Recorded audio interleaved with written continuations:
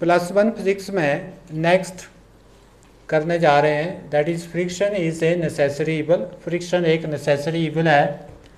Friction necessary evil क्यों है?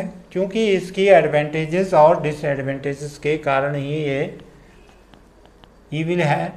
तो फ्रिक्शन की जो एडवांटेजेस हैं वो इसकी डिसएडवांटेजेस से ज़्यादा हैं, इसलिए ये एक नेसेसरी इवल है। तो पहले इसकी एडवांटेजेस देखते हैं।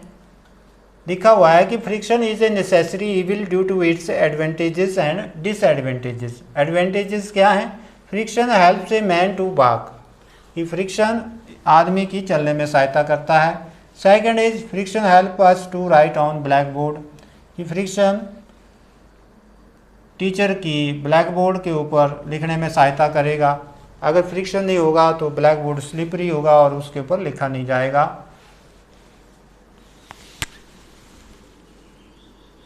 और उसके बाद है friction help us to tie knots of string and ropes. Friction रस्सियों को बांधने के लिए काम आता है। अगर रस्सियाँ नहीं होगी उसमें सहायता करता है। अगर रस्सियाँ जो हमारी रस्सी हैं उनमें फ्रिक्शन नहीं होगा तो वो स्लिपरी हो जाएंगी, इसलिए friction helps to tie knots of string and ropes. Fourth is friction helps to brake vehicle. Friction गाड़ियों में ब्रेक लगाने के काम आता है।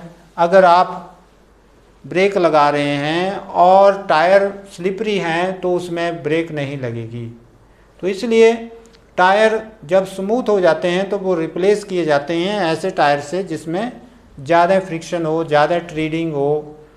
तो इस ढंग से नेक्स्ट है ट्रीडिंग ऑफ टायर्स इज़ डन। इस केस में फ्रिक्शन बढ़ाने के लिए टायर्स की ट्रीडिंग की जाती है ताकि उसमें कट लगाए जाएं और कट से क्या होगा, फ्रिक्शन ज़्यादा बढ़ेगा। Sixth is chains are attach to wheels of the vehicle plying on icy roads. जो जहाँ स्नोफॉल होता है तो आइस के ऊपर फ्रिक्शन बहुत कम हो जाता है।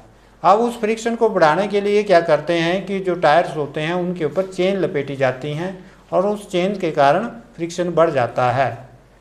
तो chains are attach to wheels of vehicle plying on icy roads.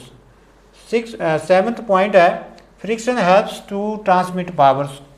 Friction जो हमारे घरों में बिजली आ रही है या कोई पावर ट्रांसमिट हो रही है, that is due to the friction. तो फ्रिक्शन नहीं होगा, जैसे आप करंट के केस में देखें तो रेजिस्टेंस होता है, तो वैसे ही फ्रिक्शन अगर ना हो उसमें तो पावर ट्रांसमिशन नहीं होगी। डिसएडवांटेजेस क्या है? फ्रिक्शन के कारण एक अननेसेसरी वियर टियर होता रहता है कि अगर हमने किसी चीज़ के ऊपर फ्रिक्शन बढ़ाना है तो उसकी जो है हमें कटिंग करनी पड़ेगी, उसकी ट्रीडिंग करनी पड़ेगी, तो उसमें अननेसेसरी मशीनरी का क्या है, वियर टियर है। दूसरा है फ्रिक्शन के कारण हीट भी पैदा होती है। Due to friction between moving parts of machine heat is produced, और जिससे भी large amount of heat some part of energy is wasted. And third is that a part of energy is use to overcome the friction. Friction को overcome के लिए जब जैसे आप देख रहे हैं कि जितने रोड आपके पक्के होंगे उसके ऊपर आपकी गाड़ी की एवरेज ज़्यादा होगी। जैसे आप लोग आपके लोकल एरिया में गाड़ी को चलाते हैं तो वहाँ गाड़ी की एवरेज कम होती है, परंतु उसी गाड़ी को अगर आप नेशनल हाईवे या जीटी रोड के ऊपर चला रहे हैं तो वहाँ उसकी एवरेज बढ़ जाती है। तो क्यों बढ़ती है? क्योंकि फ्रिक्शन कम होता है। तो इसलिए next is a part of fuel is use to overcome the friction. तो इसमें आपके फ्यूल की कंजम्पशन भी ज़्यादा होती है।